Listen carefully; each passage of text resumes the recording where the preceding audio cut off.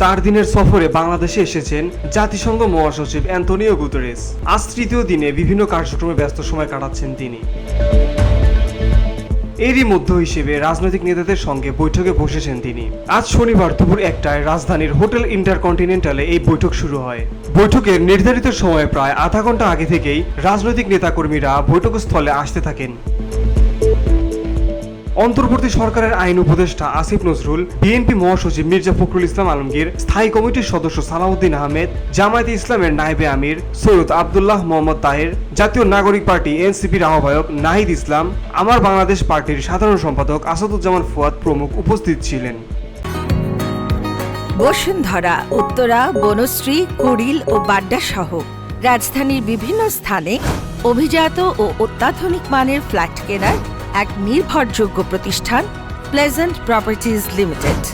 তাই আপনার স্বপ্নের আবাসনের জন্য আজই যোগাযোগ করুন। Pleasant properties limited, where destiny matches eventually.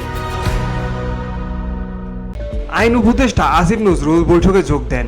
জাতীয় ঐক্যমত্য কমিশনের সহসভাপতি আলী রিয়াজ, জনপ্রশাসন সংস্কার কমিশনের প্রধান আব্দুল মুহিত চৌধুরী, পুলিশ সংস্কার কমিশনের প্রধান সফররাজ হোসেন, নির্বাচন সংস্কার কমিশনের প্রধান বদিউল আলম মজুমদার, দুদক সংস্কার কমিশনের প্রধান ইফতেখারুজ্জামানও বৈঠকে অংশ নেন। VOD Bangla news desk.